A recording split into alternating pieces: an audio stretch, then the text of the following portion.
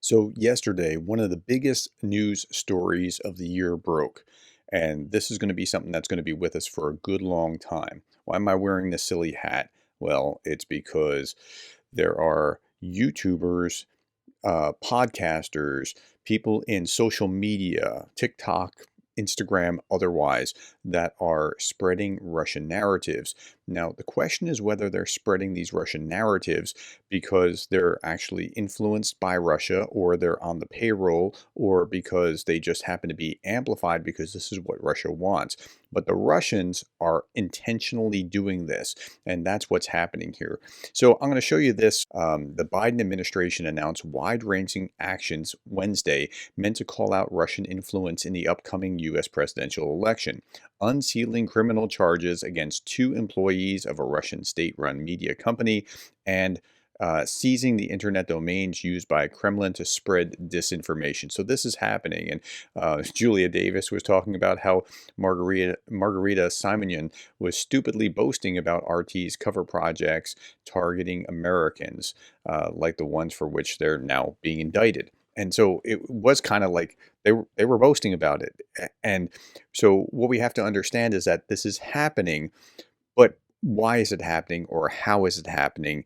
And like, are these people all on the payroll? I don't think so. Are some of them on the payroll? Possibly. Are some perhaps useful idiots? We don't know. And we'll get to those questions again at the very end of this video, and I want to know what you think. Yesterday, I talked about how politics impacts the war in Ukraine, and among those things, I talked about, and this didn't get a lot of play either. I guess that the concept of politics and how that impacts just wasn't that interesting to people, or maybe it's the facial expression. I don't know. But yesterday I talked about how the Justice Department and the Treasury Department were indicting RT, and it was really interesting what happened here. So here are two RT employees indicted for covertly funding and directing a U.S. company that published thousands of videos in furtherance of Russian interests. So here's part of the indictment. As alleged, the Russian state broadcaster RT orchestrated a massive scheme to influence the American public by secretly planting and financing a content creation company on U.S. soil. So you can't really get RT, like, you can't find it on most cable channels and that sort of thing. You can find it through Rumble, and you can find it just online, and you can find much of it on Twitter. Um, the instruments were the scheme of the scheme were RT employees who managed the operation from Moscow using fake personas and shell companies, and the victims of the scheme were American people who received Russian messaging without knowing it. According to the court documents, RT, formerly known as Russia Today, is a state-controlled media outlet funded and directed by the government of Russia. Over at least the last past year, Russia, RT, and its employees deployed nearly $10 million to covertly finance and direct a Tennessee-based online content creation company. In turn, U.S. Company One published English language videos on multiple social media channels, including TikTok, Instagram, X, and YouTube. Many of the videos posted by U.S. Company One contain commentary on events and issues in the U.S., such as immigration, inflation, other topics related to domestic and foreign policy. While the views expressed on the videos are not uniform, most are directed to publicly stated goals of the Russian government of Russia and RT to amplify domestic divisions in the United States. So here's an article from the Tennessean. It's the newspaper in Tennessee, located in Nashville.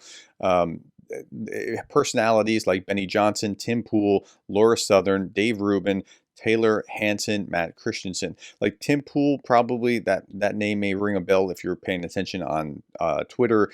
Dave Rubin has a little bit more cachet. He's from LA, and I've seen more of what he had to say, but I honestly I haven't seen more than maybe a minute of Tim Pool in any video ever in my life. So, but these guys are social media influencers.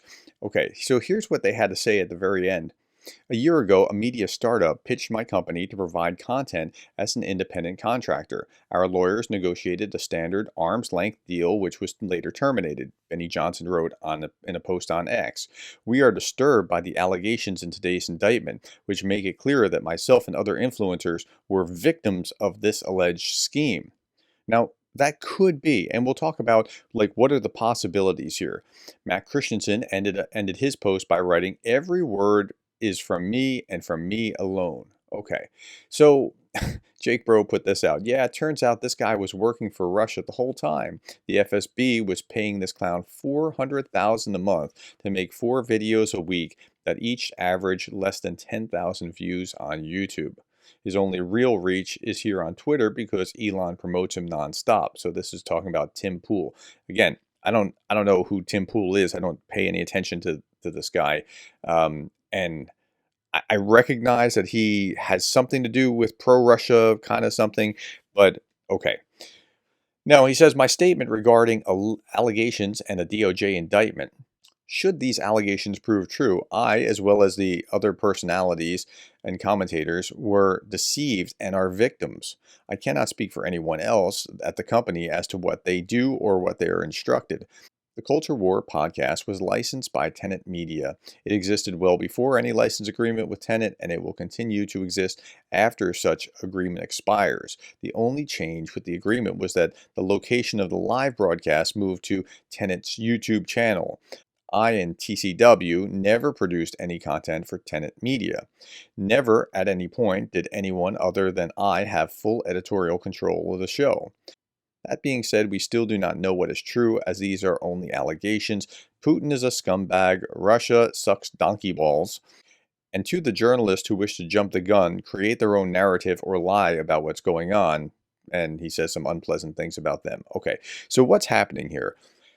It is possible that he is a Russian agent full on. It is possible that Russian agents kind of were tricking him into using his narrative by amplifying it and paying him for that. Like I see, like a lot of people when I'll talk about like Scott Ritter or Doug McGregor, they'll say, "Well, he's on the Kremlin's payroll." They might be, or they might sincerely believe this, and they're being amplified by the Kremlin because their narratives match. I think if I'm hearing him correctly, it's that latter category. He and the others here may actually be believing these things independently that happen to coincide with the Russian narrative. And yet Russia could be benefiting by pushing what he's saying, making it bigger, blowing up his platform, and amplifying it, if that makes sense. I, on the Ukrainian side, if somebody took what I'm talking about here in this video and is amplifying that, and nobody is apparently, but if they were, I would be okay with them using those ideas. That's perfectly fine, and nobody's paying me for that. So I understand how that could work, but it could be nefarious. Okay, so let's put it like this. It is nefarious what Russia's doing. It could be nefarious what he's doing, or he could just be a useful idiot for the Russians, if that makes sense. Now, let's end with this. I'm a big free speech guy. I think you have to handle free speech properly.